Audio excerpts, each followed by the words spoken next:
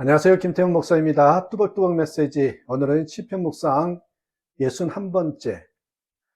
무너질 것은 오히려 빨리 무너지는 것이 낫다. 무너질 것은 오히려 빨리 무너지는 것이 낫다. 시편 61편 1절에서 8절의 말씀 가지고 함께 뚜벅뚜벅 걸어가겠습니다. 시편 61편은 성경학자들이 다윗이 아들 압살롬이 반역하였을 때 예루살렘을 버리고 도망하여 마하나임으로 피난 갔을 때 쓴 시라고 해석을 합니다. 다윗이 얼마나 고통스러웠겠습니까? 9절 9절 다윗의 심정이 드러납니다. 1절 내가 부르짖는 소리를 들으시고. 부르짖는 기도가 그저 나오는 것이 아닙니다. 어떤 사람이 기도 중에 부르짖고 통곡하면 책망하지 말고 긍휼히 여기고 함께 기도해 주어야 합니다. 이런 경우는 거의 다 마음이 무너질 때입니다. 다윗도 2절에서 내 마음이 약해질 때라고 했습니다. 다윗이 겪는 어려움은 단순히 육신의 고생이 아니라는 말입니다. 마음이 무너지는 고통이었습니다. 상황과 형편이 아무리 어려워도 마음이 무너지지 않는다면 그것은 무너진 것이 아니잖아요. 그러나 아무리 대수롭지 않는 문제라도 이 마음이 무너지면 다 무너지는 것이죠. 다윗은 땅끝에서 주님을 부릅니다라고 기도합니다. 땅끝이란 이제 끝에 이르렀다, 이제 마지막이다라는 말입니다. 절망이라는 뜻이지요. 마음이 무너진 사람이 흔히 이런 표현을 씁니다. 그러나 냉정히 판단해 봅시다. 다윗이 아들 압살롬의 반역으로 궁지에 몰려 왕권을 빼앗기고 먼 곳으로 쫓겨 피나간 신세인데, 그가 고생을 하고 힘든 형편에 처한 것은 충분히 인정할 수 있지만은 모든 사람이 겪는 고통 중에 가장 심한 고통을 겪고 있다고 할 수 있을까요? 아마 이 자리에 있는 사람들 중에서도 나보다는 나아요, 내가 겪는 고통은 다윗보다 훨씬 더 커요, 그렇게 외칠 사람이 있을 것입니다. 그렇습니다. 다윗 자신이 땅끝에 있다고 말하는 것은 마음이 무너졌기 때문에 그렇게 여기고 있는 것입니다. 자살하는 사람이 바로 이처럼 마음이 무너진 사람이랍니다. 그런데 다윗이 이처럼 마음이 무너지는 이유가 무엇일까요? 그동안 영원하리라, 결코 무너지지 않으리라 생각하고 의지하던 것이 무너졌기 때문이죠. 그는 왕이었습니다. 세상에 왕의 권세보다 굳건한 터가 어디 있겠습니까? 그러나 한순간에 흔들려 무너졌습니다. 그는 압살롬의 아버지였습니다. 세상에 아버지를 반역하는 아들이 어디 있겠습니까? 그러나 그런 일이 일어나는 것을 어떻게 대합니까? 어떻게 대해야 되냐는 거예요. 이런 상황이 되어서야 다윗은 비로소 깨달아지는 것이 있었습니다. 맞다, 왕이라는 권세, 아버지와 아들이라는 관계, 그거 아무것도 아니었구나. 그런 것들은 결코 믿고 의지할 것이 못 되는 것이었구나. 고통 가운데 이것을 깨달았습니다. 그러고는 놀라운 기도를 드립니다.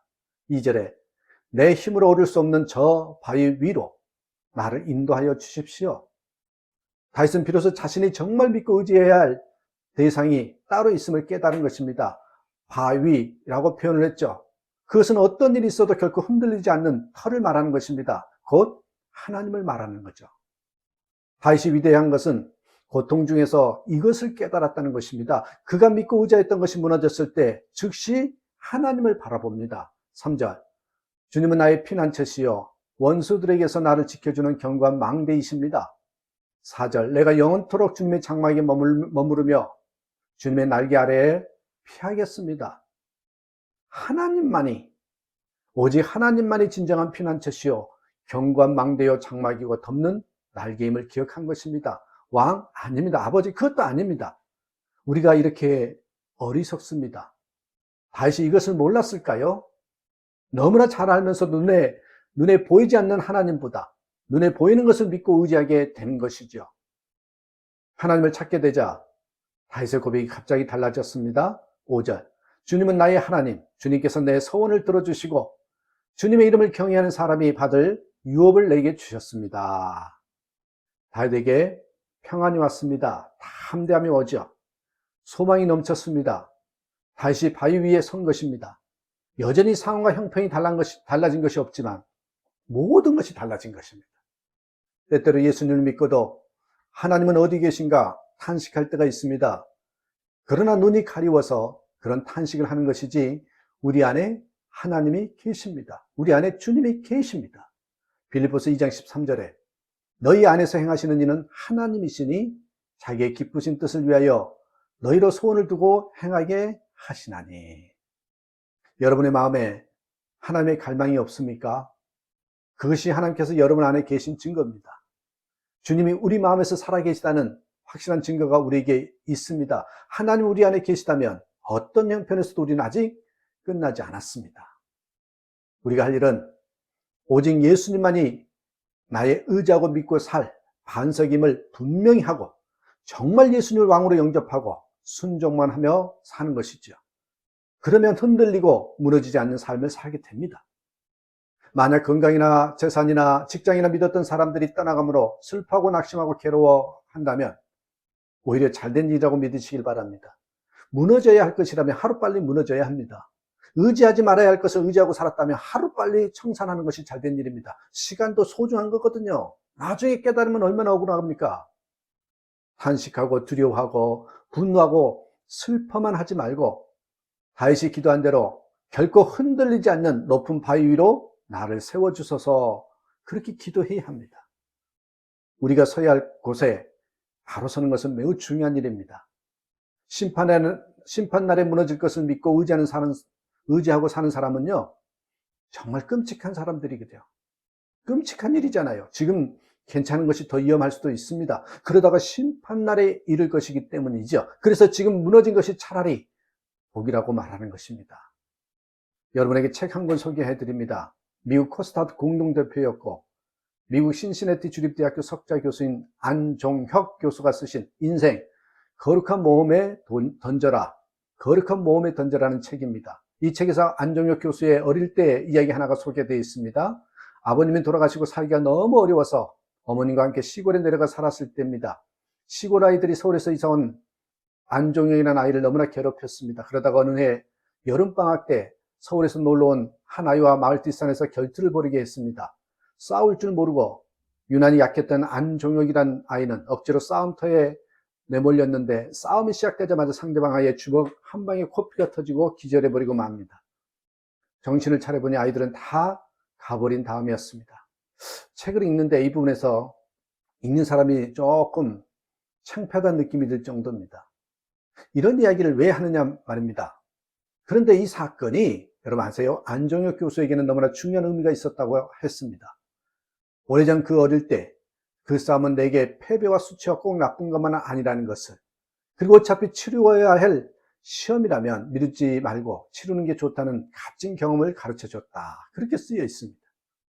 무너져야 할 것은 빨리 무너지는 것이 더 유익합니다. 진정 의지할 바위가 아닌 것은 빨리 깨닫는 것이 시행착오를 줄입니다. 시골 어린아이들 세계에서는 싸움 잘하는 것이 제일입니다. 성인이 되어보면 정말 아무것도 아닌 것인데도 당신은 인생 전체를 좌우할 것 같은 그런 느낌. 그 점에서 안종혁이라는 아이는 너무나 약하고 초라합니다. 비참해졌습니다. 자존심에 큰 손상을 입었습니다. 그렇지만 유익함도 있었다고 해요.